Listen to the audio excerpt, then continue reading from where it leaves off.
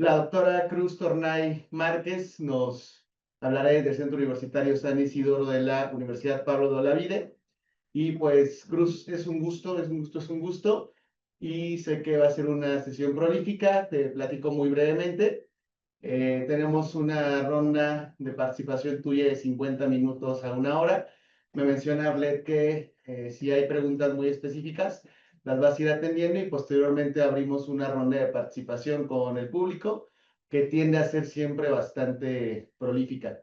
Sin más, a nombre del CEICH y la UNAM, estimada Cruz, adelante.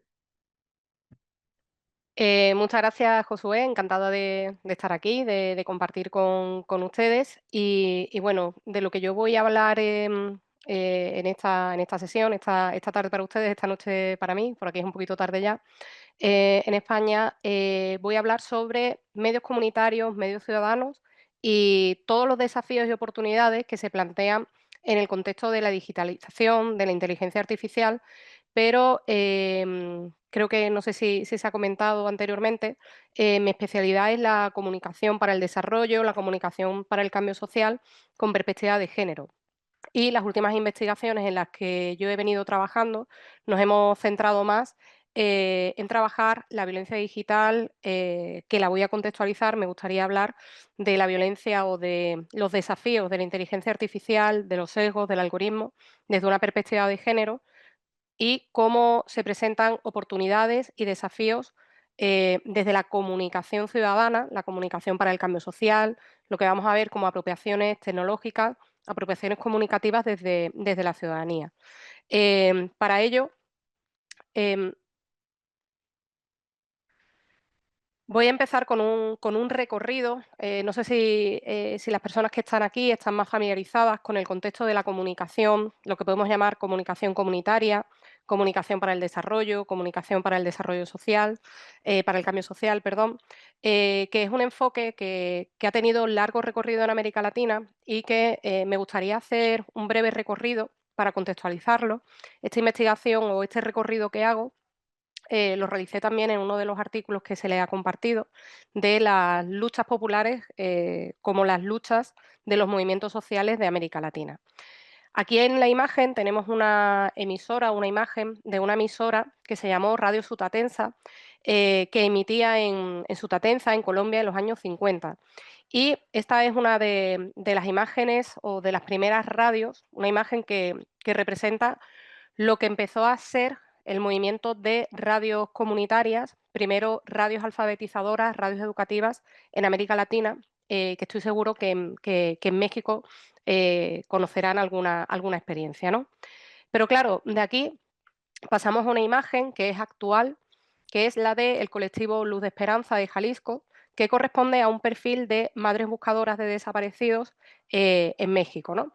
Em, a estas 2 imágenes, pues son 75 años las que las separan, pero el punto de la conexión o el hilo conductor que voy a hacer en esta presentación es cómo la comunicación y las apropiaciones comunicativas desde la ciudadanía, la comunicación popular, transformadora, siempre ha sido una herramienta para las clases populares, para la lucha estratégica de los movimientos sociales y cómo, en este contexto de la inteligencia artificial, a pesar de todos los desafíos que seguro que ustedes ya han visto en este seminario, tenemos la oportunidad de que siga siendo una herramienta útil, pues fijaros, ¿no? Fíjense en este contexto, en uno de los contextos más difíciles que puede haber desde movimientos sociales, en este caso colectivos, de las madres que buscan a sus hijos, ¿no? Y como en este momento, pues vamos a entender las estrategias comunicativas que en un momento pues se hacían de una manera, vamos a decir, muy rudimentaria. La radio siempre ha sido una herramienta asociada a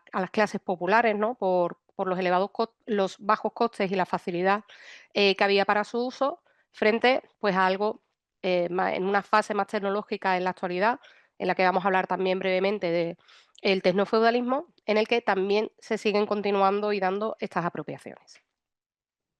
Ya he comentado que si quieren hacer algún comentario, pues me interrumpen sin problema. El hilo conductor que le comentaba que iba a tener en esta presentación son 2 preguntas que creo que nos tenemos que hacer desde los medios comunitarios o medios ciudadanos, la comunicación popular, y siempre con este enfoque feminista que le he venido dando en mis investigaciones, que es principalmente preguntarnos qué oportunidades y desafíos presenta la inteligencia artificial para los medios ciudadanos y los medios comunitarios, ¿no? Sobre todo porque ya sabemos que se están produciendo este tipo de tecnología, se está produciendo en un contexto localizado, geopolítico, muy concreto, racializado. Cuando hablamos racializado estamos hablando también de personas blancas. Tendemos a pensar que las personas racializadas solo son las negras, indígenas, no. Las personas blancas también son racializadas, solo que en el privilegio, ¿no? Y que se va a caracterizar además por la exclusión, ¿no? También vamos a comentar cómo durante los primeros inicios de Internet hubo una euforia por las posibilidades que daba Internet, sobre todo para la transformación social, todos esos movimientos sociales. Estamos hablando desde España del 15M, en el caso de América Latina, el Occupy Wall Street, o sea, hay distintas experiencias, muchas experiencias, que con la situación actual que existe en el contexto digital de apropiación, de alta concentración digital, parece que esa capacidad de transformación social se ha visto bastante limitada, ¿no? Y cómo estas brechas de exclusión, que además vamos a ver desde una perspectiva interseccional, recaen aún más sobre las mujeres, ahora veremos por qué, por fenómenos como las brechas de género, las brechas digitales de género y otras brechas más de acceso, cómo podemos enfrentar esas brechas desde una perspectiva feminista interseccional, ¿no? Y también pues les voy a hablar de algunas experiencias que se están llevando a cabo en el que experiencias ciudadanas o de movimientos sociales, y también algunas de ellas específicamente de mujeres, están utilizando la inteligencia artificial para, de manera estratégica, pero sobre todo siempre orientada a la transformación social, que como le digo, es el objetivo que van a tener los medios ciudadanos, ¿no?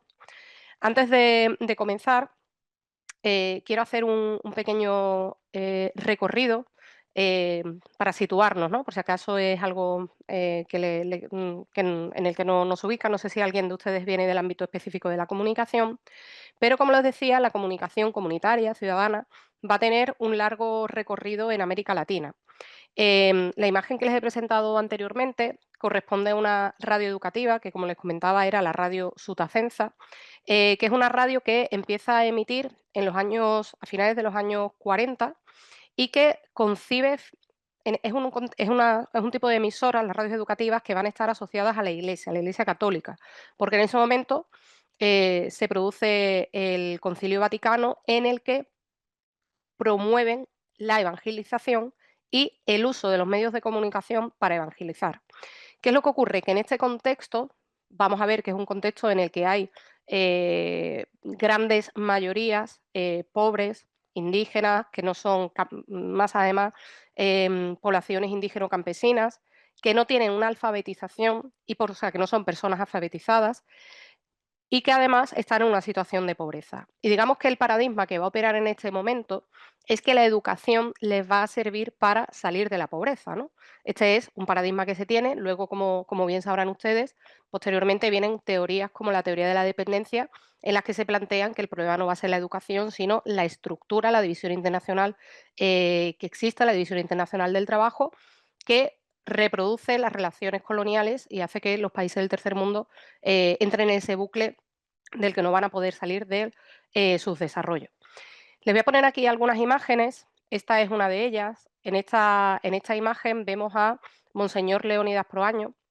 Yo tuve oportunidad de vivir en Riobamba, en la Sierra Central de Ecuador, y esta es una emisora, Monseñor Leónidas Proaño, puso en marcha escuelas radiofónicas populares del Ecuador y fue una radio que todavía continúa hoy en día. Esta radio se le conoce como la radio de los indígenas, la radio de los pobres. Eh, las radios, además, yo les voy a hablar casi siempre de radios en esta primera parte, porque las radios además tienen el potencial y la posibilidad de llegar a los territorios más excluidos precisamente por la señal de la amplitud modulada, ¿no? Tiene una capacidad que no tiene, pues en estos sitios, por ejemplo, no ha llegado ni siquiera a la televisión porque a veces no hay ni luz eléctrica, ¿no?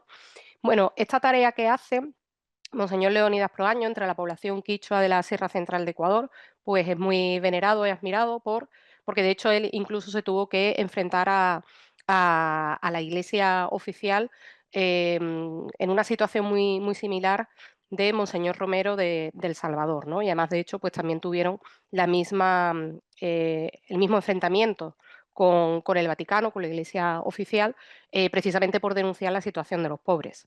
Pero vamos a ver que son dos situaciones distintas. Esta imagen que tenemos a la izquierda es de un tipo de emisoras en las que la Iglesia tiene un papel muy importante, en el sentido de que digamos que van a ser sacerdotes que también están en el contexto de la teología de la liberación y lo que van a querer es la emancipación de las clases populares, de los pobres, ¿no? A través de la educación.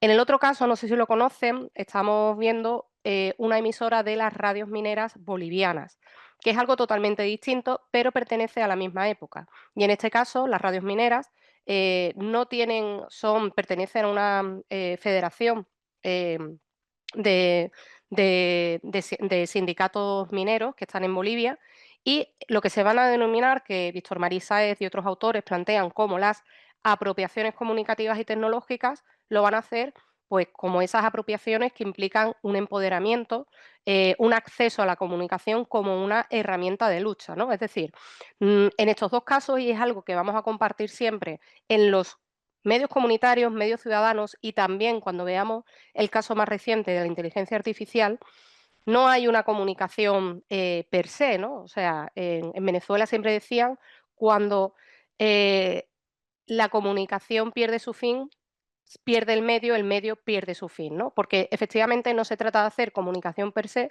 sino que la comunicación tiene un objetivo muy claro. ¿Por qué? Porque no podemos olvidar, cuando hablamos de comunicación alternativa, o sea, perdón, cuando hablamos de comunicación popular, comunicación comunitaria, en fases más recientes se va a hablar también de comunicación alternativa. ¿Alternativa a qué? Pues efectivamente a unos medios de comunicación que van a formar parte del poder. Ustedes bien sabrán que en América Latina los dueños de los medios de comunicación suelen ser familias que pertenecen a las clases, a las élites, a las clases más ricas de cada país, ¿verdad? En el caso de Venezuela, pues tenemos el grupo Cisneros, en el caso de México tienen ustedes Televisa, siempre en el caso de Argentina, Clarín, y además encima se van a dar las circunstancias de que son empresas comunicativas que van a estar amparadas por las dictaduras, como pasó con O Globo en Brasil y como pasó con el Grupo Clarín en Argentina. Por tanto, estas personas,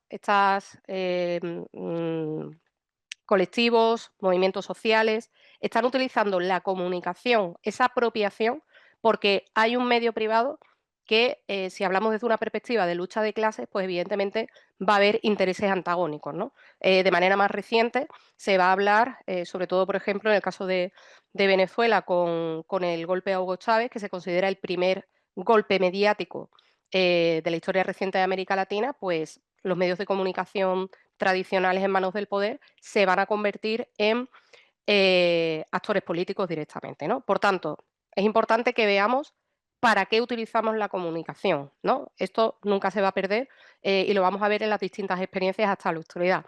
Tiene un objetivo muy claro de transformación.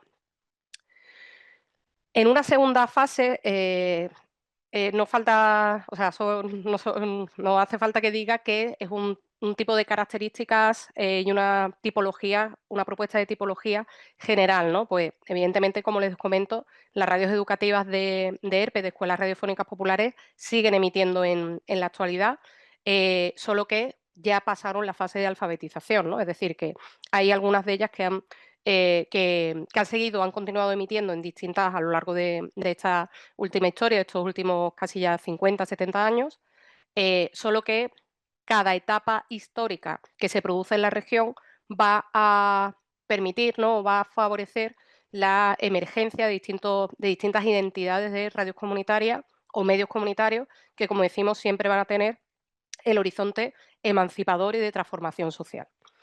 En el caso de los años 80, entre años 80 y 1990, como les he comentado antes, este concepto de que la educación era necesaria para salir de la pobreza, pues han pasado ya 20 años y no se sale de la pobreza, ¿no?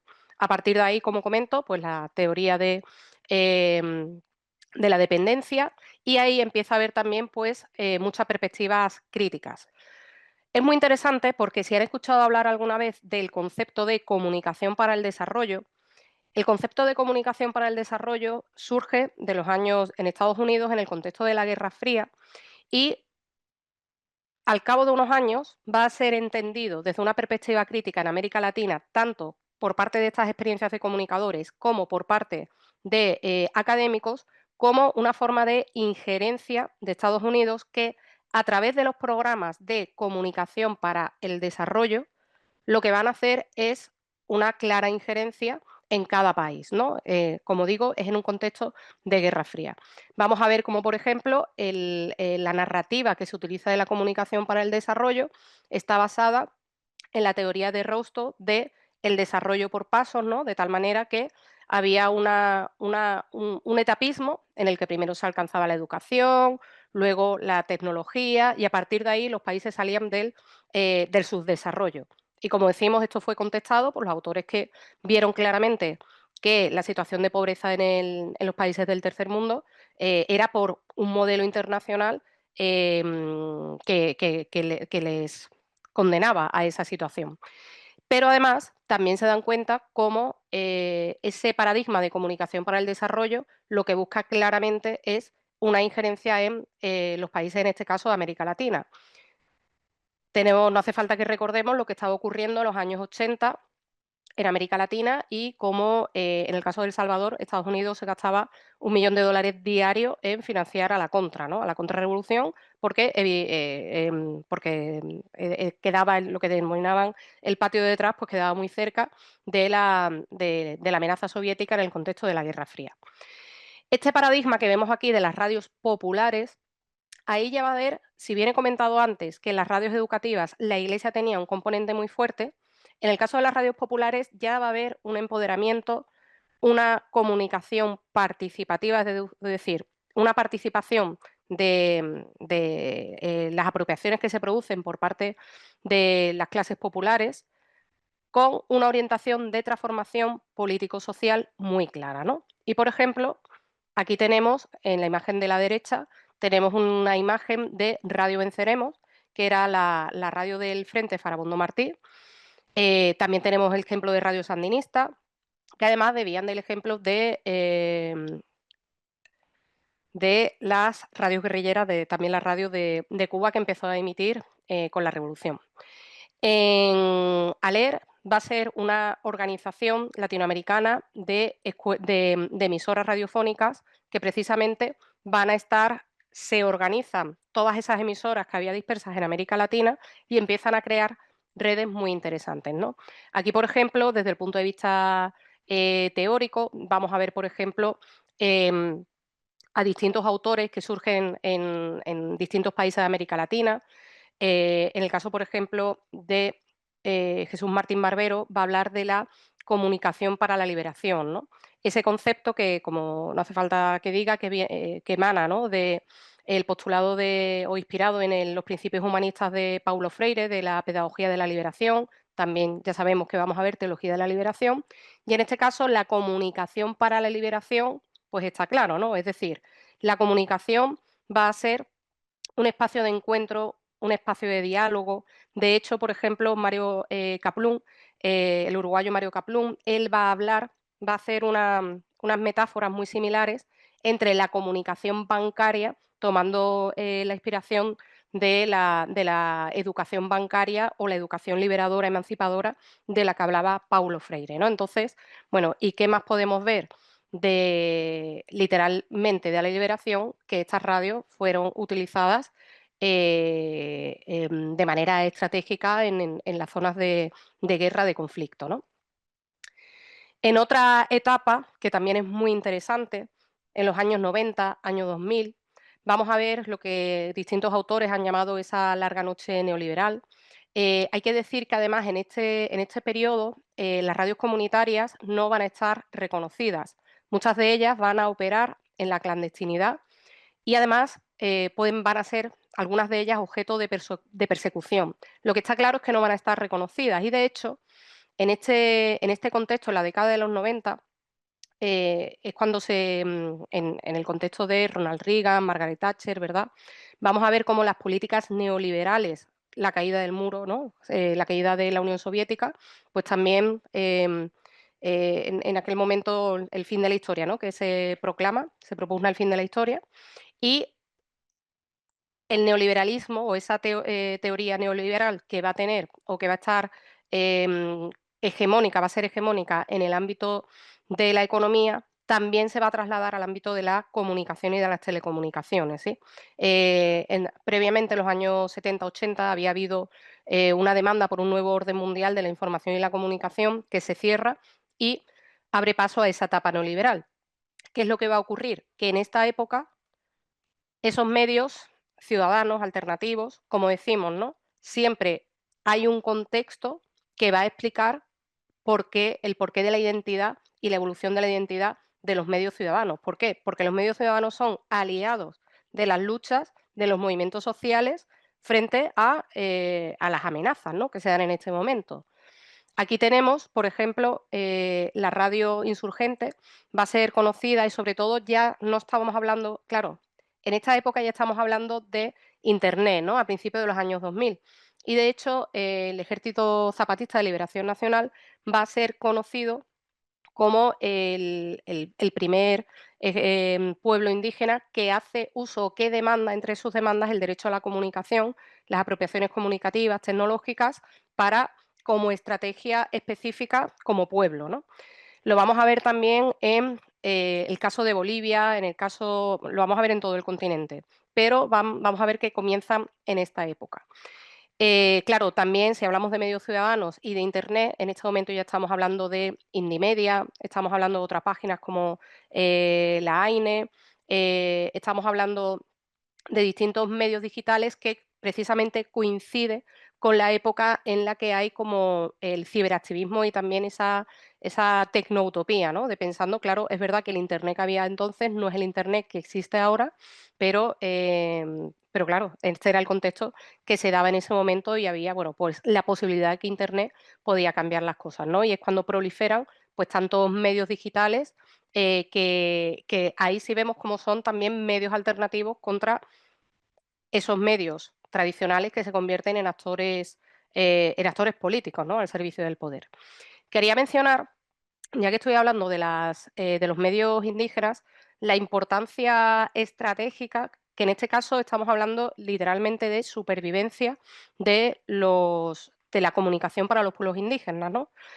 Ustedes sabrán que actualmente, desde hace ya bastante tiempo, las principales amenazas para la vida de los pueblos indígenas se basan en los proyectos desarrollistas que existen y la amenaza sobre el territorio y la vida en los territorios pertenecientes a los pueblos y nacionalidades, ¿no? Estamos hablando, en el caso pues, del pueblo mapuche, en Chile, en Argentina.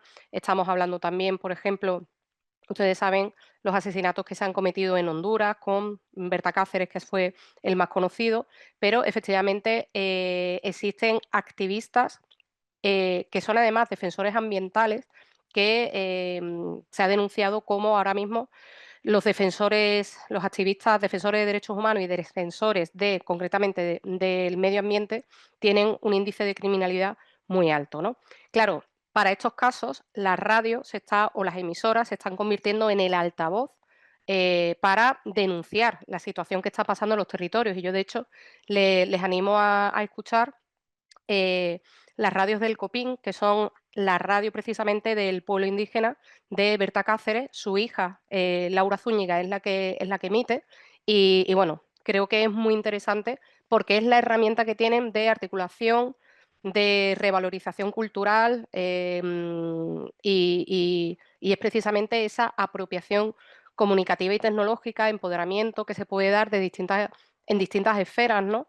Pero ya no estamos hablando solo de un término identitario, cultural. La importancia, por ejemplo, también en México, eso lo han estudiado Claudia Magallanes, José Ramos, para la revalorización identitaria de las radios, por ejemplo, por el hecho de emitir en la lengua o, por ejemplo, por el hecho de convertirse en articuladores de la comunidad. En el caso de México es muy interesante también cómo las radios sirven para conectar a los familiares que han emigrado a Estados Unidos al norte. Pero en este caso que estamos hablando de la propia vida, ¿no? Frente a amenazas de proyectos extractivistas, como estoy comentando, que está ocurriendo desde, pues desde México hasta Tierra de Fuego. Y esta otra etapa de el reconocimiento del sector comunitario, que es más reciente y que empieza a partir del siglo XX y que vamos a ver que tiene, hay una serie de hitos que van a ser, digamos, muy importantes para el desarrollo del sector.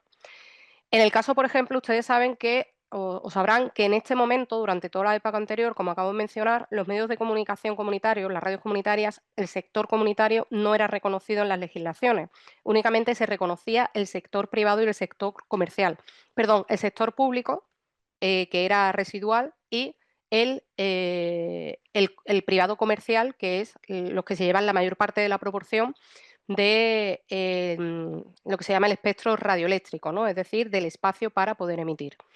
Claro, lo que está ocurriendo en esta época de principios del siglo XX, por ejemplo, en el caso de Ecuador específicamente, es que los medios, el movimiento de medios comunitarios está planteando una demanda por el reconocimiento y, de hecho, después de venir de la época de neoliberal y de dictadura, los medios comunitarios van a tener un lema que se llama "sin comunicación no hay democracia".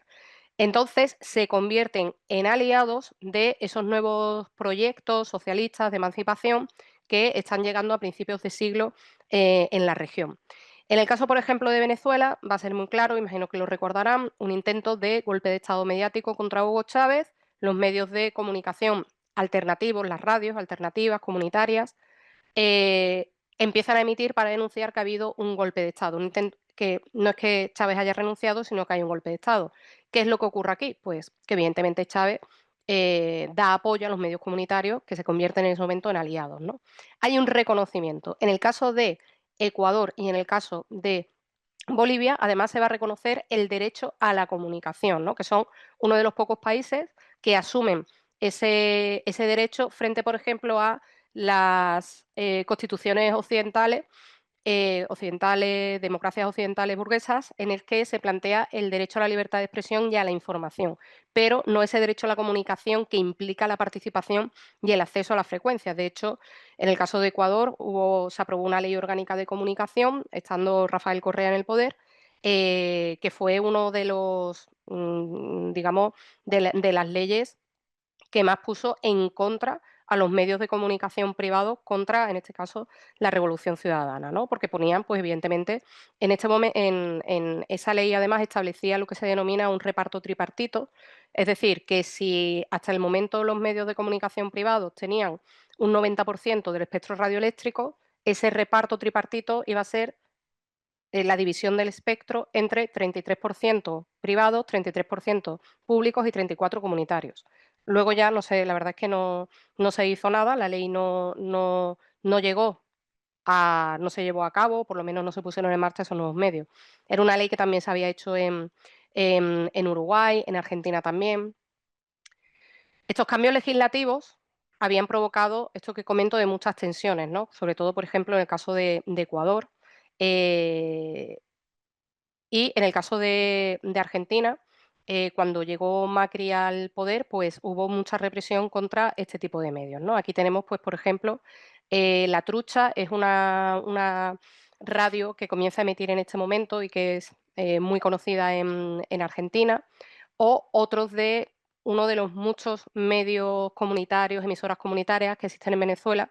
Esta emite desde el barrio Sarria en Caracas, que se llama Radio Libre Negro Primero y que además está insertada en una comuna y es un referente de autogestión económica, es decir, no reciben dinero del gobierno, sino que hay una comuna, la comuna Negro Primero, en este caso, pues por ejemplo, tenían una pescadería, un taller de ropa, etcétera, y de esos insumos se sostiene la emisora, ¿no? Bueno, con estos antecedentes también damos un salto ahora en la actualidad y quería comentarles ya desde una perspectiva de género, por ejemplo, esta emisora que yo creo que me gustaría que la conocieran, que se llama La Radio de Todas, porque emite es una radio que pertenece a la colectiva feminista del Salvador Y en este caso, esta emisora emite a través de Internet, de la digitalización, y coincide con algo que me quiero ir introduciendo ya, que es con el contexto de la cuarta ola feminista, que ya saben que inicia a partir de 2015, en algunos países arranca con el Me Too, ¿no? En el caso de España, las movilizaciones multitudinarias se empiezan a producir en apoyo a un caso que no sé si conocerán, que es el caso de la sentencia de la manada, en el que hubo una violación grupal a una chica,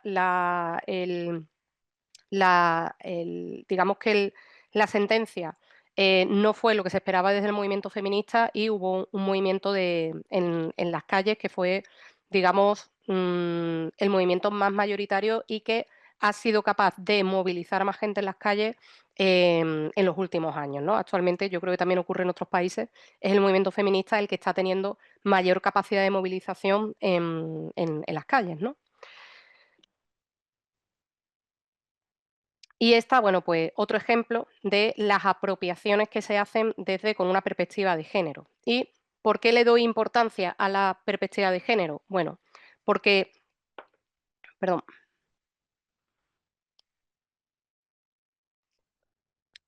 lo que se denominan los roles de género, los roles los roles del patriarcado, es decir, ustedes ya saben que son los roles que la sociedad patriarcal establece de o identifica que se asocia a lo que se considera masculino y lo que se considera femenino, ¿no? Y tradicionalmente los roles de género han hecho lo que se llama la división sexual del trabajo, que las mujeres estén en ese ámbito doméstico, no reconocido, no visibilizado, no pagado, mientras que los hombres han estado más en el ámbito de las tareas de la producción, del reconocimiento de lo público, ¿no? ¿Qué es lo que ocurre? Que el hecho de que haya mujeres que se apropien de estas experiencias o de estas, lo que se llaman las apropiaciones comunicativas y tecnológicas, supone una ruptura de los roles patriarcales, porque en esta imagen, por ejemplo, que tenemos aquí, esta es una imagen de la intervención que yo hice para mi investigación de tesis doctoral en Riobamba, en la capital de la provincia de Chimborazo, en la zona central de Ecuador, de los Andes, y estas mujeres, que son mujeres de la nacionalidad quichua, eran mujeres sanadoras, y en los territorios de estas mujeres se dice maridito es aunque pegue, aunque mate. Esa es una frase que si ustedes conocen a cualquier persona de la Sierra de Ecuador, van a saber lo que le está diciendo. Es decir, que no hay ninguna forma de salir o de escapar de la violencia. Algunas de las mujeres que hay aquí, para participar en esta intervención comunicativa, pues evidentemente tenían que pedir permiso a sus maridos, ¿no? Siempre había una figura masculina de autoridad que era el que autorizaba la participación de estas mujeres. Pero además, algo que han escuchado muchísimas mujeres a lo largo de la historia es cállate que tú no sabes, ¿no? Precisamente por no haber accedido al conocimiento. Por tanto, tenemos que saber dimensionar desde una perspectiva de género y una perspectiva feminista lo que significa las apropiaciones que estas mujeres cojan un micrófono, hablen, porque además aquí tenemos esta perspectiva interseccional. No solo estamos hablando de mujeres en base a los roles patriarcales, estamos hablando también de mujeres indígenas, ¿no? De hecho, estas mujeres, por ejemplo, cuando en una de las sesiones que tuvimos, ellas decían que ellas nunca habían pensado ni en hablar en televisión, ni en salir, ni en la radio, ni nada, porque a los indígenas se les había dicho que eran tontos, ¿no? No es que fueran tontos, es que no les dejaban ni siquiera salir de la hacienda para estudiar, ¿no? O, de hecho, en los libros de aquella época, precisamente de Monseñor Romero, cuentan cómo un indígena, un indio alzado, que por cierto, yo eso también lo he leído en el libro de ¿cómo es? De Rosario Castellano, Balucanán, ¿no? En el que el indio alzado es el indio que habla castellano, ¿no? Pues venimos de ahí y pues evidentemente todo esto hay que contextualizarlo para saber dimensionar la importancia que tiene el potencial y la oportunidad. Dicho esto, más la fase de los medios comunitarios, habiendo hecho este recorrido, vamos a centrarnos en el momento actual, ¿no? Nosotros sabemos, ustedes vienen estudiando la inteligencia artificial desde distintas perspectivas. Sabemos que todavía es algo, o sea, es algo que está emergiendo y por tanto tampoco podemos saber con seguridad cuáles son sus oportunidades qué desafíos presenta, o es algo que está sucediendo tan rápido que apenas nos das tiempo para pensar, ¿no? Pero es interesante que nos paremos a reflexionar qué posibilidades puede haber para los medios ciudadanos y en concreto desde una perspectiva feminista. Y a mí me gustaría plantear, así espero que no muy brocha gorda, pero sí alguna serie de desafíos que se plantean para la inteligencia artificial, para el contexto tecnológico en el que estamos ahora inmersos, desde una perspectiva feminista. La primera de ellas voy a plantear algunas, si quieren luego podemos tratarlas en más profundidad. La primera es, el primer desafío que tenemos es el hecho de que hay una percepción de la neutralidad. En este caso, el desafío es no considerarla neutral. Hay un problema que es la percepción de la neutralidad de la tecnología. Es decir, como la tecnología está relacionada con la ciencia y la ciencia ya sabemos que es objetiva, pensamos que por el hecho de que esto, de que sean máquinas, ¿no? Que no haya a priori, no estamos viendo ninguna persona, va a haber una neutralidad y no va a tener sesgos, ¿no? Pero efectivamente, si sabemos cómo funcionan la inteligencia artificial, cómo funciona el algoritmo, quién entrena el algoritmo, quién entrena los datos, vamos a saber que evidentemente la tecnología no es neutra. En muchos sentidos, la tecnología no es neutra. Ya sabemos, por ejemplo, cómo en el caso de X se están promocionando aquellos mensajes de odio, de extrema derecha, de conflicto, ahora también hablaré de ello, pero tampoco lo es desde una perspectiva racial ni desde una perspectiva de género, ¿no? No es neutral. Y ese es el gran desafío, uno de los grandes desafíos que tenemos, que es tomar conciencia de cómo existen diferencias, hay un sexismo digital, porque hay diferencias en cómo la tecnología trata a hombres y trata a mujeres, ¿no? Y ahora vamos a desgranar alguno de ellos. Pero estaba comentando que evidentemente, claro, cuando nosotros vemos un móvil, cuando estamos en el ordenador, no estamos viendo a una persona, ¿no? Que a priori sí podemos pensar que va a tener esos sesgos a través de su experiencia, su educación. Pero claro, lo que está ocurriendo es que esos datos con los que se entrena la inteligencia artificial no salen de la nada, sino que están en base a información que ya existe y esa información que está volcada en la red, pues evidentemente está hecha por personas que también tienen sus sesgos y sobre todo además porque estaba comentando que la inteligencia artificial lo que va a hacer es predecir en base a todos los datos, el volumen de datos que tiene. Hay un caso muy paradigmático y muy importante que es, por ejemplo, el caso de la financiación a las mujeres. Se sabe o se estima que las mujeres reciben una mínima parte, menos de un 1% de la financiación que se da, en este caso, que reciben las personas, ¿no? Es decir, es mucho más probable que a las mujeres, eso lo sabemos, por ejemplo, en el caso de la industria audiovisual, de la industria de Hollywood, que las películas de las mujeres tienen menor financiación. ¿Por qué? Porque hay un productor o hay una persona que habitualmente es un señor que está en un banco que va a tener menos confianza a los proyectos que realizan las mujeres. Claro, ¿eso cómo se traslada a la inteligencia artificial y a esa no neutralidad? Pues que evidentemente, si hay un programa, una IA, que ve cuáles son, a quién se le ha concedido la financiación, pues cuando tenga que hacer una predicción, pues evidentemente va a tener más probabilidades o va a haber más probabilidades que se la dé a un hombre que se la dé a una mujer, porque es lo que ha existido a lo largo de la historia. Y si hablamos ya de interseccionalidad, es decir, de género, raza, clase, pues se va a agravar, ¿no? También hay experiencias, por ejemplo, en el caso de los currículum, pruebas que se han hecho en las que un mismo currículum con un nombre, con nombre de varón y de una mujer, pues ese puesto, el programa de inteligencia artificial lo ha recomendado para un puesto menor de secretario de apoyo frente a uno de dirección en el caso del hombre. Tenemos que tener en cuenta que o sea, que en el contexto actual, el potencial que tiene la inteligencia artificial para las empresas es la atomizar, ¿no? Automatizar, perdón, los procesos, ¿no? Para reducir costes. Bueno, pues al fin y al cabo lo que estamos viendo es cómo el futuro de las personas va a estar en manos de esas máquinas, que no pasaría nada. El problema es que son máquinas que están reproduciendo sesgos, ¿no? Y que ahí vamos a ver amenazas y desafíos que se tienen que plantear. Por otra parte, hablamos de la brecha digital y tecnológica. Acabo de mencionar los roles patriarcales, es decir, qué roles se consideran que son adecuados para las mujeres, adecuados para los hombres.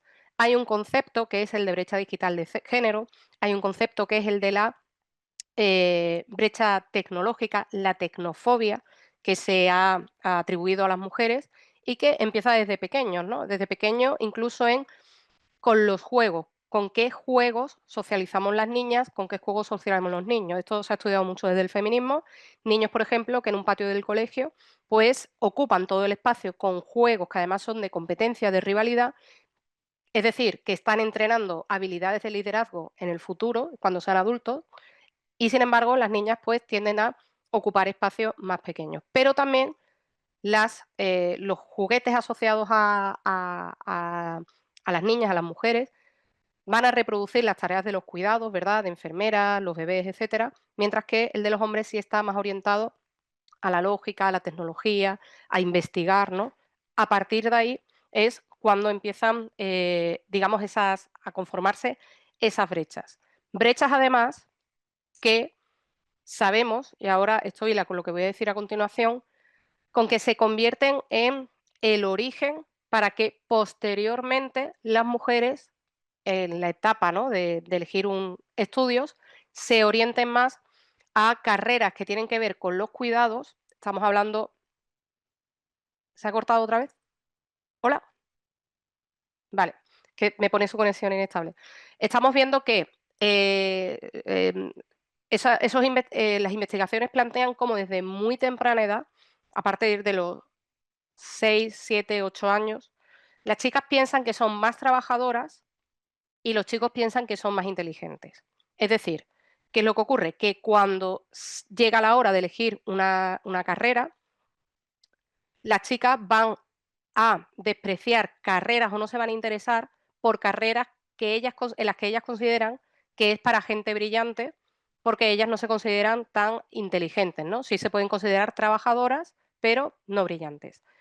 ¿Qué es lo que ocurre en la actualidad? Que las carreras que tienen más futuro y que están asociadas al desarrollo tecnológico van a ser carreras que están muy masculinizadas, porque precisamente las brechas y la autopercepción de tener menos capacidad ya empiezan desde muy jóvenes, ¿verdad? Eh, Aquí, esto que estoy comentando lo voy a conectar con las desigualdades de acceso y apropiación tecnológica. El problema que tenemos en la actualidad es que el futuro, la riqueza, va a estar asociada a los datos, al conocimiento, como ha ocurrido en los últimos años, pero desde la entrada de la inteligencia artificial más aún. ¿Y qué es lo que está ocurriendo?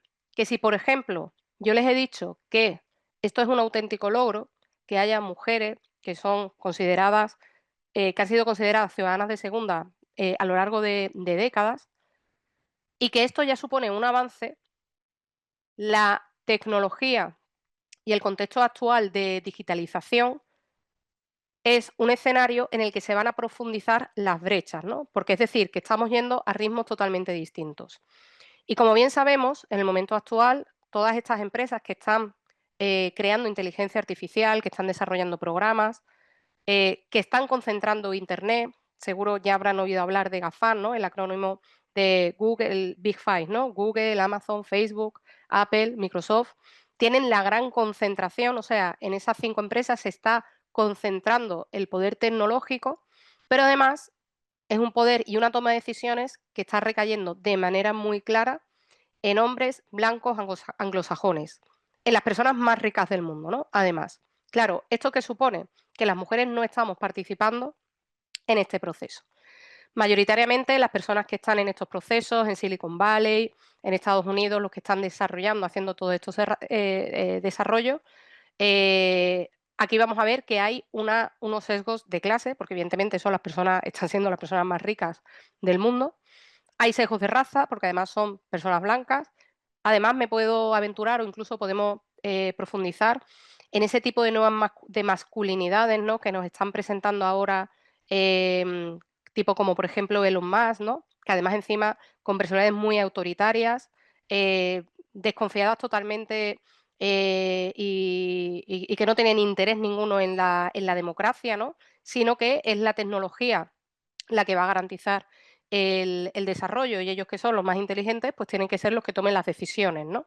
Y bueno, no sé si conocen un poco todas estas nuevas tendencias de esa extrema derecha, distintas corrientes que hay dentro de la extrema derecha, pero la asociada a la tecnológica de Silicon Valley es más que interesante, voy a decir, alarmante, ¿no? Lo que se está planteando.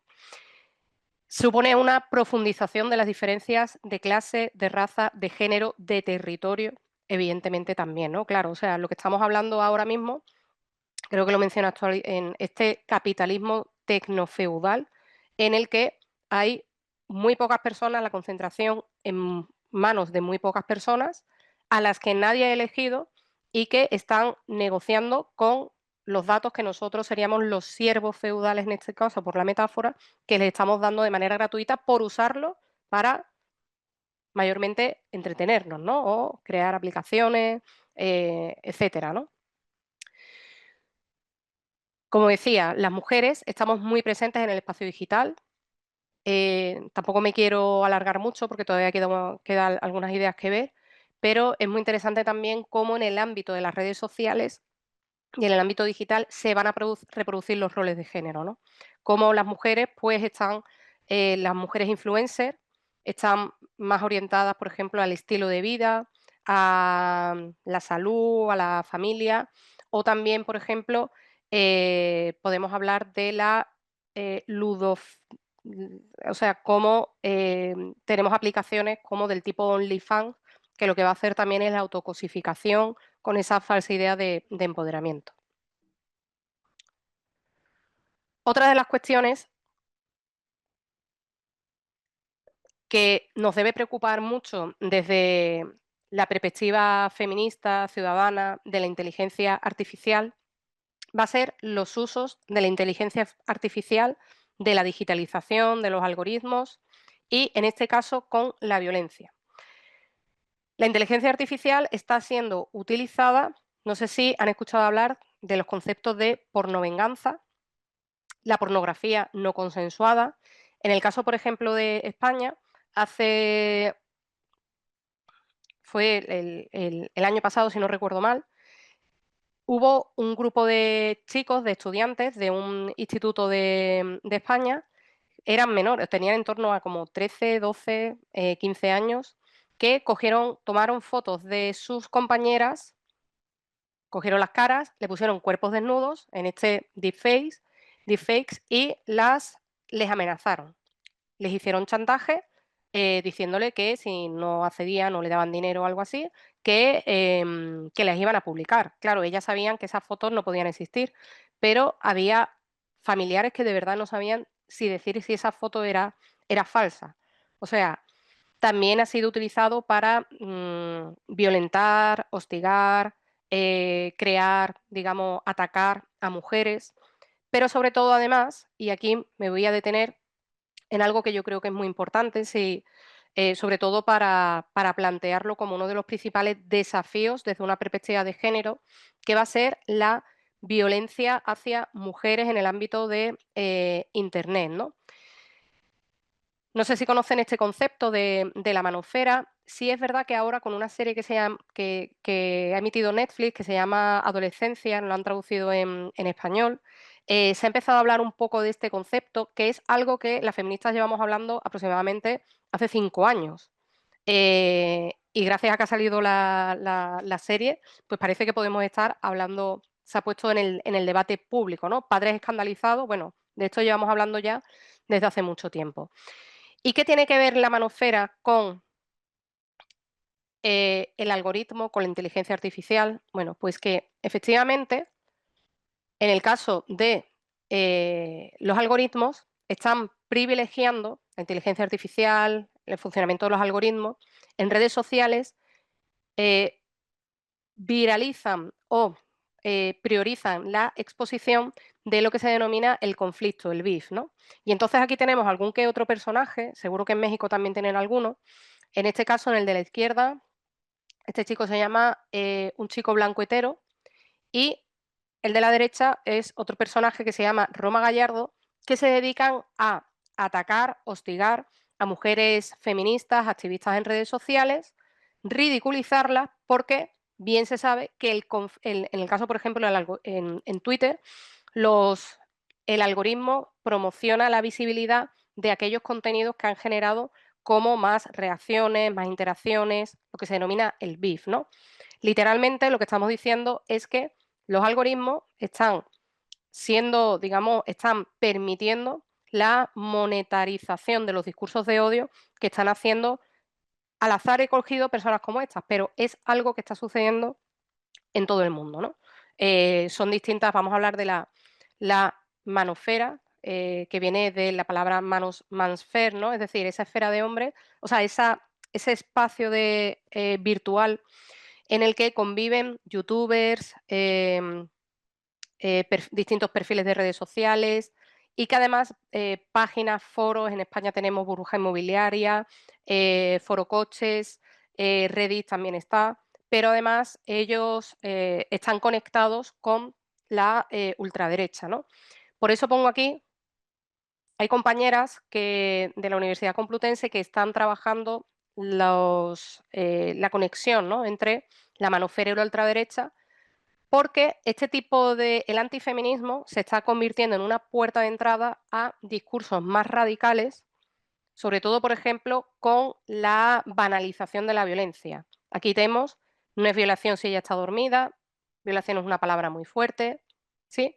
Es como la ridiculización, la risa, pero ¿qué es lo que ocurre? Que esto está a dos algoritmos de expresiones de ultraderecha que además en el caso de España, España es uno de los países en los que hay mayor, España y Portugal, ahora lo mismo lo estaban diciendo recientemente, cómo hay mayor sesgo ideológico entre los jóvenes. Las chicas van a ser mucho más progresistas, feministas, mientras que los chicos son los que están votando las opciones de ultraderechas. En el caso de Portugal, un dato de esta semana, por cada chica que vota a opciones de ultraderecha hay 3 chicos, ¿no? Y estamos hablando de chicos menores de 25 años. Doctora Tornay, Sí, quedan en la exposición formal 5 minutitos, pero también podemos no, ya interpretar estoy acabando. preguntas, porque hay algunas preguntas ya y puede que sea una dinámica distinta y tú sigues exponiendo como prefieres. Pues yo prefiero ya terminar y que tenemos en el Buenísimo, debate. Es buenísimo, muy adelante. vale, también quería terminar con los sexismos, el sexismo y los sesgos algorítmicos, por ejemplo, en las asistentes virtuales, Siri, Alexa, y como propuesta, después de todo este escenario que hemos visto, pues quería plantear algunos usos, apropiaciones ciudadanas que se están dando con la inteligencia artificial.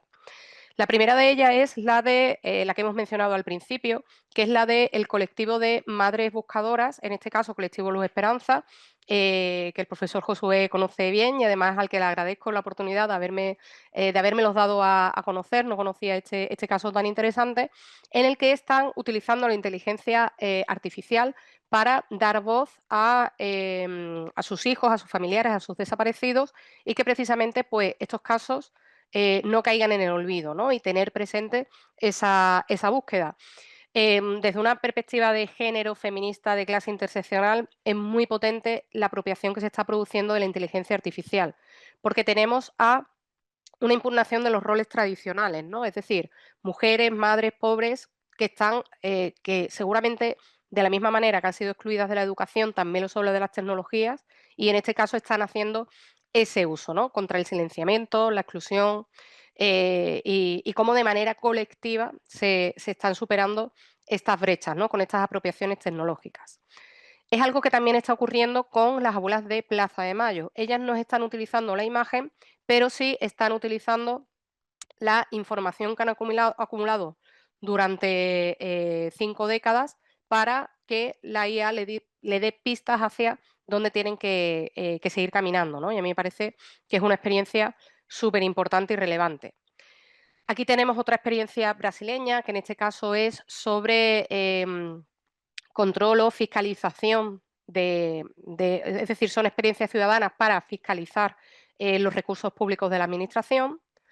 Esta quería traérselas, que también me parece muy interesante. Es verdad que es de una artista, Stephanie Dickens, pero, aunque no sea un colectivo, sí me parece que es muy interesante porque es una propuesta para utilizar la inteligencia artificial para guardar la memoria afroamericana, y en este caso ha creado una memoria con memoria multigeneracional de una familia con las historias de las mujeres, ¿no? Y se le pueden hacer preguntas y responde. Y por otra parte, bueno, esto también es muy interesante desde una perspectiva feminista, el avance hacia tecnologías cuidadoras, ¿no?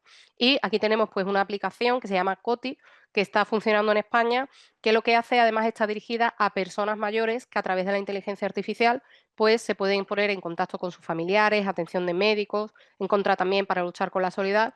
Y digamos que es esta perspectiva del uso de la inteligencia artificial como para las tareas del cuidado. Y bueno, ya lo dejo aquí.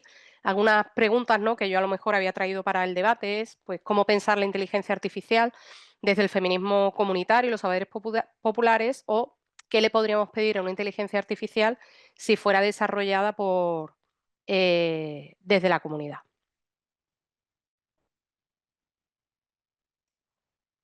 Muchas gracias, querida doctora Cruz Tornay, te Voy a dejar de agradecemos compartir. muchísimo. Algunos apuntes muy breves para entrar a la discusión diálogo mientras colocan allá algunas de las otras preguntas que tengan y luego regresamos a la parte presencial para ver qué otros cuestionamientos abonan. Vale, Muy interesante todo lo que nos expone doctora Cruz Tornay. Me parece valiosísimo el no eclipsar otras formas comunicativas previas a lo que ahora es el trend, el boom llamado inteligencia artificial. Nos ha gustado mucho que lo hayas problematizado además desde una, una herramienta que pasa también a otro plano por el uso y la apropiación que se le ha dado en muchas comunidades, sobre todo en Latinoamérica, como es el radio, la radio, y que justo ya había ciertas inquietudes previamente en el seminario y creo que hoy nos vino muy bien tu exposición. Y que entonces, como nos conectaba el doctor Mireles hace 8 días, si ustedes lo recuerdan, nos hablaba del paisaje epistémico y que hoy en el paisaje epistémico, una forma de injusticia epistémica se reproduce en tanto la IA acapara el reflector y me parece que tampoco hay que eclipsar lo comunitario de este paisaje epistémico y la relevancia de su estudio y del campo que has hecho además. Me parece que teórico y metodológicamente hay mucho que aprender de tu exposición, doctora Cruz Tornay. Me gracias. recuerda mucho estas tecnoutopías que han girado alrededor de tantos años y que parecemos hoy reproducir a crítica y a históricamente, como por ejemplo pensar que la IA va a sacar de sí misma a la gente de su condición X, ¿no? De desigualdad, de pobreza, de injusticia, cuando a lo largo de la historia de la comunicación hemos visto que pecar de esta ingenuidad puede conllevar a ciertas decisiones políticas que posteriormente son performativas, en donde el acceso no es suficiente y me parece que tú lo has abordado muy bien con este paso hacia la apropiación digital con perspectiva de género. Además, me preguntaba también sobre el posicionamiento de los y las teólogas de la liberación respecto a la inteligencia artificial. Ahí me dejas a mí una pregunta que investigaré. Sé que hoy hay posfreirianos, muy interesante lo que están haciendo, posfreirianos que están apelando a hacer preguntas dialógicas, simétricas, libres, liberadoras, mediante ingeniería de prompt, pero la postura de teólogos y teólogas de la liberación frente a la IA me dejas con esta incógnita, te la agradezco mucho. Retomas también históricamente, por ejemplo, los zapatistas, ¿no? Que colegas que conoces muy bien como Yomar Rovira la citan como las primeras guerrillas informacionales y me parece que también retomar estas historias son muy importantes. Aquí hay gente con mucho compromiso y ganas también en este seminario que han preguntado alternativas. Me parece que hoy la doctora Cruz Tornay nos trae una y es escuchar medios comunitarios, informarnos sobre medios Sí. comunitarios. Lamento mucho que hoy no viene un radialista, se escribió un radialista, por ahí les recomiendo Ujú. mucho, Ajusco Radio se llama su medio comunitario, curiosamente es del barrio donde yo crecí, entonces es muy lindo que en el Ajusco, que es un barrio que, bueno, no es una zona muy cercana al sur de la ciudad, hay muchos problemas de inseguridad y también mucha ruptura del tejido social por muchas cuestiones políticas. Él apuesta por una radio comunitaria, Jusco Radio, que es muy interesante todo lo que siguen haciendo a pesar de, como también lo mencionaste, el doctora Cruz Tornay, persecuciones y toda una gama de calumnias en su contra, porque siguen siendo muy combativos los medios comunitarios y siguen siendo una piedrita en el zapato de los gobernantes. Qué bueno que nos has traído este tema. Recordemos también Radio Universitaria Benito Juárez en el contexto de la APO, que fue fundamental para que también los propios movimientos sociales se refugiaran en la universidad contra en ese momento los excesos de Ulises Ruiz. Y finalmente, pensar esta dimensión que nos trae la doctora Cruz Tornay de la voz como un concepto político. ¿Quiénes son quienes hablan, a quienes facultamos para hablar a través de los medios? Porque esta herencia, digamos, hoy podemos todavía observarla en la inteligencia artificial. ¿Quiénes preguntan, quiénes configuran, qué es la información que nos llega de ellos, quienes configuran? Y al mismo tiempo, entonces, pensar en estas otras posibilidades de usos críticos y disruptivos como los que nos trae la doctora Cruz Tornay, que insisto mucho, puede acuerpar y hacer campo, y algo que les aseguro es que la IA no va a hacer campo. La IA se va a quedar programada por toda esta cuestión que ya nos dijo la doctora Cruz Tornay. El campo nos pertenece a los que estudiamos lo social, las humanidades, y también creo que las tecnociencias se pueden ir involucrando en estos debates como lo vimos con el doctor Víctor Mireles. Dicho lo cual, te agradecemos mucho, doctora Cruz Tornay, y ahora sí ya tenemos muchas participaciones. ¿Las vamos leyendo una por una o de a tres, todas? ¿Cómo lo prefieres, doctora Cruz Tornay? Pues, hombre, sí estoy viendo que tienen bastante profundidad, podríamos estar aquí bastante tiempo y bueno, intentaré ser breve. La primera, eh, el- me ha apuntado aquí las teologías de la liberación con la inteligencia artificial. Por mi experiencia, me parece que ya, si ustedes saben otra cosa, pues la verdad es que me alegrará oírlo, pero en mi experiencia en el trabajo de campo, pocos teólogos de la liberación he visto yo, de manera en los últimos años, ¿no? Porque además, como bien sabes, pues desde la Iglesia, em, o sea, estas personas eran críticas con la Iglesia y no digo nada extraño si digo que en el periodo de Juan Pablo II, pues prácticamente se hizo mesa limpia, ¿no? Entonces, de hecho, ahora mismo en las radios esas que yo he conocido, que venían o que surgieron asociadas a estos sacerdotes de la teología de la liberación, de eso no queda nada, ¿no? Sí, es verdad que, claro, gente con mucho compromiso social, pero de hecho, es más, sí hay cristianos, católicos, etcétera, pero no están asociados. Y de hecho quería mencionar que incluso en esta zona de Chimborazo y también en otras zonas indígenas, la iglesia evangélica ahora mismo está teniendo bastante predicamento, ¿no? Con todas las consecuencias e impacto que ello supone. Voy a ir leyendo, a ver, algunas seguramente no tendré respuesta, ¿eh? Tampoco quiero, em, porque es complejo, a lo mejor ustedes tienen la respuesta y me encantaría escucharlas, ¿no?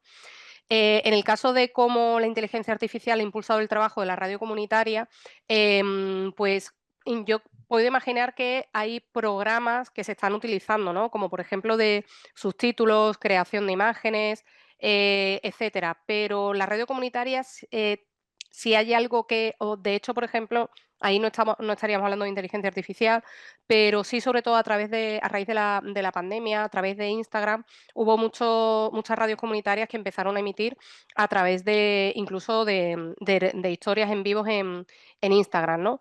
Estamos hablando, las radios comunitarias siempre se le ha dicho que son la radio de las 3P, pequeñas, pocas y pobres, ¿no?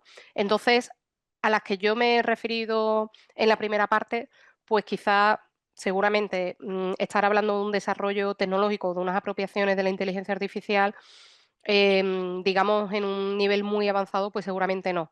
Pero espero y deseo que le estén utilizando con las herramientas que haya o sistematización de guiones, ojalá que sí, ¿no? La radio comunitaria puede aprovechar los avances tecnológicos para tener un mayor impacto en las personas, o hay una brecha en cuanto a la utilización de los nuevos avances. Pues creo que ya lo he mencionado un poco, pues evidentemente en el momento en el que se está avanzando cada vez más, en el momento en el que hay personas que están recorriendo muchos pasos hacia adelante, hay personas que se están quedando, que se están quedando detrás, ¿no? Por ejemplo, que yo sepa, hay radios comunitarias que todavía no emiten por internet. No todas, pero hay algunas que sí. De hecho, por ejemplo, uno de los avances que podemos tener o de el acceso a la tecnología es el hecho de que redes comunitarias tengan perfil en Facebook, que además les permite, todos los casos que yo he comentado, también son personas, el componente migrante es importante y la radio digital o la radio a través, la comunicación a través de, sobre todo de Facebook, pues permite que se pongan en conexión. Por tanto, claro que la radio puede y debe aprovechar los avances tecnológicos, porque además me parece súper importante para mantener la conexión, ¿no? en transnacional. En Ecuador, en España, ustedes saben que hay la población ecuatoriana más grande después de Estados Unidos, ¿no? Entonces, pues para mantener estas redes y esta conexión me parece muy importante, ¿no? Em, Información, conjeturas sobre las maneras en que las brechas de género en el desarrollo tecnológico y el desarrollo de IA afectan a la población LGTB. Pues me parece claramente, o sea, cuando nosotros estamos hablando de sesgos de género y sesgos raciales, pues no me cabe la menor duda de que también lo vamos a tener en población LGTB. O sea, totalmente, porque además encima, si estamos hablando específicamente de mujeres lesbianas, ya sabemos que incluso en el cine siempre han sido las invisibilizadas.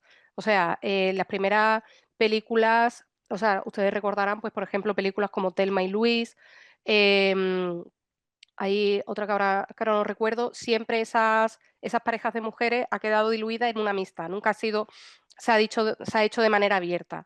Es decir, que esos datos, esos sesgos, pues van a estar alimentados, no me cabe la menor duda, de que va a haber una mayor invisibilización de la población LGTB. Eh, la ideología de género más construyen como enemigo a las personas, sobre todo a las personas trans, totalmente, totalmente. Sabemos que cuando más compró X, él tenía, por favor, esa narrativa del discurso woke, ¿no? O sea, cuando él habla de discurso woke es algo que él vive como algo personal porque considera que le han separado de su hija, cuando realmente el problema que tiene es que es un homófobo que no ha aceptado la identidad de su hija, ¿no? Entonces, pero claro, parece ser que es más fácil echar la culpa a la dictadura woke, entiéndase, por si acaso estoy poniendo comillas, como es la narrativa que ellos están planteando. A mí me parece muy peligroso y no es objeto de análisis de este seminario, pero sí se tiene que debatir y reflexionar sobre cómo el género, el concepto del género, está siendo estructural en el discurso reaccionario de estas personas, ¿no? Desde lo que está planteando Elon Musk con el tema de la ideología de género, que es algo que ya en América Latina ya se planteaba desde en Brasil, con esto, acabo de mencionar la Iglesia Evangélica. La Iglesia Evangélica es un caballo de lanza, la lanza que tiene con el concepto de ideología de género y además nunca está de más recordarlo que el no al acuerdo de paz en Colombia. Hubo la campaña muy fuerte de los evangélicos, de la Iglesia Evangélica, que precisamente estaba en contra de esta ideología de género, que la ideología de género, en lo que ellos venían ideología de género, no era otra cosa que aplicar la perspectiva de género en distintos planes, en la educación, etcétera, ¿no? O sea, es algo, esta reacción está siendo muy peligrosa para las mujeres, ¿no? Y además recordemos que lo que he comentado antes de la manosfera, pues evidentemente es una reacción a los avances de las mujeres y de la cuarta ola del feminismo, ¿no? O sea, esto daría para otro seminario. ¿Las redes sociales nos ayudan a la democratización de la información? Pues yo quiero pensar que sí, lo que pasa que es que ahí tenemos que hacer un ejercicio muy grande de un concepto que no he introducido en la charla, pero que lo aprovecho, que es el de la alfabetización digital y mediática. O sea, tenemos que hacer frente a saber qué son bulos, cuál es el objetivo de esos bulos, a qué personas estamos siguiendo en redes sociales, porque evidentemente a mí no, y a muchas personas que estamos en la comunicación para el cambio social, que Internet ha sido fundamental o ha sido un escenario para la democratización de la comunicación, para la diversidad y la incorporación en la discusión pública y en la agenda pública de las demandas de movimientos sociales. Estamos hablando del Black Lives Matter, estamos hablando de la primavera árabe, del 15M, estamos hablando del Me Too. Evidentemente, Internet ha sido un pilar fundamental, ¿no?, para la transformación, pero claro, ahora mismo estamos en el concepto de los desafíos con las fake news, con ya no sabemos qué es o qué no es, qué es verdad, qué no es verdad, y eso es un auténtico peligro para la democracia y para la confianza en las instituciones. De hecho, hay un informe de la agencia Reuters que lo que plantea es que cada vez estamos en los últimos años en el momento en el que hay mayor desconfianza en los medios de comunicación. Ahora todo vale, ¿no? Hay un periodista aquí muy famoso, se llama Iñaki Gabilondo, que él decía que en tiempos de inundación lo primero que desaparece es el agua potable. Pues igual, mucha información, ahora el desafío es saber qué es verdad, ¿no? Y para eso nosotros tenemos que, como ciudadanos, hacer un ejercicio de alfabetización digital y mediática, ¿no? Me parece que es fundamental. Desde la reflexión, el uso de otros medios de comunicación que ayudan a mejorar las conexiones sociales, radio, internet y el impacto en políticas públicas y discursos como de extrema derecha de auge. Es un adelanto del uso e implicación de las tecnologías en varios aspectos sociales, tanto en la búsqueda, anuncios, propaganda. mm, No sé si he entendido muy bien la pregunta, pero en la relación entre extrema derecha, redes internet, o sea, la extrema derecha está haciendo un trabajo ingente de apropiaciones, creando medios y dando lo que ellos denominan la batalla cultural en internet, ¿no? Y ejemplo, el que comento de la manosfera, en el que se junta el antifeminismo. Hay muchos relatos, ¿no? En el caso, por ejemplo, de Estados Unidos, es el antifeminismo. Otra que es muy buena, que es en contra de la Agenda 2030, es otro pilar. En el caso de España no, pero sé que en Estados Unidos es en contra de las vacunas, en contra, por supuesto, del cambio climático, negacionismos varios, por supuesto, en el caso, las narrativas antifeministas, género, las mujeres lo único que quieren son fastidiar a los hombres con chiringuitos, es decir, que la izquierda woke le ponga lo que se llaman negocios, ¿no?, para conseguir dinero. Es como una narrativa que va, y sobre todo el victimismo de los hombres de que las mujeres ya se han pasado, el feminismo ya se ha pasado y ahora somos los hombres los que somos víctimas, ¿no? Eso es una narrativa que va a estar muy presente en todo esto. Y son las redes sociales y es a través de Internet donde estaré buscando su nicho. Y como comento, ojo, muy peligroso la radicalización de los jóvenes varones. Cuando digo varones, chicos, ¿no? Directamente. Si la IA proviene de, esta es otra, Estados Unidos, China, decía Audre Lorde, las herramientas del amo no derriban la casa del amo, no derrumban la casa del amo, ¿no? Pero es lo que hay. También hubo una época o sea, la misma IA que incluye los sesgos algorítmicos, pues también es la misma IA que utilizan las mujeres em, de Jalisco, del colectivo Luz, para encontrar a sus hijos, ¿no? Entonces, bueno, yo creo que ahí lo que siempre están esas tensiones, pero hay que conocerlas y saber utilizarlas y apropiarse. Y, por supuesto, desde la ciudadanía, apostar a otro modelo y esas disputas, ¿no? En el caso de la Unión Europea, pues se está intentando que haya una soberanía tecnológica. Ojalá se pueda conseguir, no sé si será posible, pero en esa la ciudadanía también tiene que dar esa lucha, ¿no? Frente a este contexto de tecnofeudalismo, pues el Big Data social o el común, en vez de la privatización de estos datos, que los datos sean un bien común, ¿no? Y que puedan ser utilizados por los ciudadanos frente a esa utilización opaca e interesada de los datos. María Fernanda comenta, me interesa aprender más sobre la comunicación alternativa. ¿Alguna sugerencia, comunicación? Bueno, pues hay muchísimo. Yo, como os comento, estoy más en la radio, pero también hay un boom muy grande de podcasts feministas. En España, disculpadme, yo viví un tiempo en América Latina, pero ya hace bastante que he regresado. Entonces, aquí conozco, pues, por ejemplo, Saldremos Mejores, Estirando el Chicle, una que se llama Barbie Japuta. O sea, depende también del feminismo o del tipo de comunicación que te interese, pues habrá más, ¿no? Lo que sí comentar, ¿no? Sobre todo, a mí me interesa mucho todas estas emisoras, radios indígenas que me parece que están haciendo una labor titánica, ¿no? Y además con mucho escenario de violencia. Y bueno, ¿qué limitaciones encuentras de la radio comunitaria? Las concesiones que otorga el Estado. Bueno, a ver, las limitaciones a América Latina de la radio comunitaria son varias. La primera es que en los países en los que se legisló ha habido tensiones y cambios. En algunos casos, lo que establecía la ley no se llegó a cumplir. En el caso de Correa es paradigmático, hubo una ley, pero luego no se hicieron reglamentos para apoyarlo. Y quizás, viendo ahora, eso fue una ley desde el año 2016, viendo ahora la situación que tiene Ecuador, pues a lo mejor fue una torpeza no apoyar la creación de medios ciudadanos tal y como está la situación ahora, ¿no?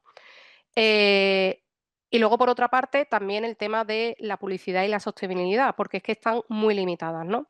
Hay normalmente, las radios además son críticas con el poder, las radios ciudadanas son críticas con el poder y pues no siempre hay un apoyo. En algunos casos sí, de manera reciente, em, pero no siempre, ¿no? Y luego la amenaza más aguda es la propia vida sobre los periodistas y sobre los comunicadores, ¿no?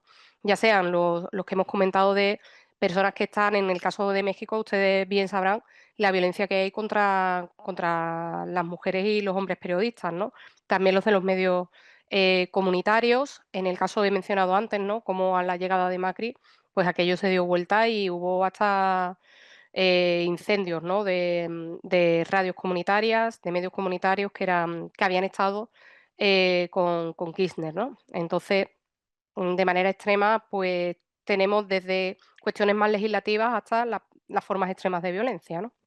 Y creo que ya con eso me parece que no sé si me he dejado algo, pero bueno. No, muy bien, muy bien, doctora Cruz Tornay. Sabemos que allá en España ya es noche, entonces, Sí. ¿tienes oportunidad de una última ronda entre los y las colegas presenciales o lo dejamos para un siguiente momento? Pues yo la verdad es que con ustedes ha sido un placer y nada, si quieren para otro momento continuar la conversa, pues estaré encantada y si no, creo que he puesto mi correo electrónico en la presentación, si no se los comparto por aquí. Le agradecemos mucho entonces a la doctora Cruz Tornay. Las diferencias de horario son abismales. Entonces, muchas gracias. Seguro va a haber algunos otros comentarios que te llegarán por correo. Justo el tema de Colectivo Luz de Esperanza, trabajamos un artículo con la doctora Cruz Tornay y el maestro Edgar, que pronto esperemos salga a la luz. Los tiempos de la academia son lentos, pero ahí estará. Y también les recomendamos un podcast que hizo nuestra compañera, la doctora Ana Mines, que está aquí también en estas intersecciones que me parece de lo más rico en estos diálogos disciplinarios. Hizo un podcast que recomiendo mucho sobre la intersección que existe en el tema de desapariciones ADN, pero la necesidad de una lectura social, antropológica, simbólica. Me parece un diálogo muy rico, fuerte. Escúchenlo con calma, pero muy necesario, entonces también se los recomendamos por acá. Y doctora Cruz Tornay, ¿alguna reflexión de salida agradeciéndote de antemano? Bueno, yo la verdad muchísimas gracias por la invitación y nada, pues les animo a continuar investigando, sobre todo a lo que creo que es más importante es a decolonizar la tecnología y también despatriarcalizar y ver que la tecnología no es neutra y estar muy atentos a cómo todo este movimiento, avances de la inteligencia artificial, tenemos que luchar o trabajar para que sea desde una perspectiva feminista y también por el bien común, ¿no? Creo que es lo más importante. Y tú citaste a Indymedia, entonces recuerdo mucho una de sus frases que era, o es creo que sigue muy vigente, no odien los medios, siembra los libres. Entonces, entre ello y tu participación, te agradecemos Ujú. mucho y nos encontramos la próxima semana en el seminario, colega. Muchas gracias a quienes estuvieron presencial, digital, al equipo que está detrás, Arlet, Jimena, Aldo, también hay otro colega ahí en España que está igual que tú ahorita conectado, Daniel, muchas gracias. Y a las personas que han seguido cada semana este seminario, muchísimas gracias. Nos encontramos pronto. Adiós.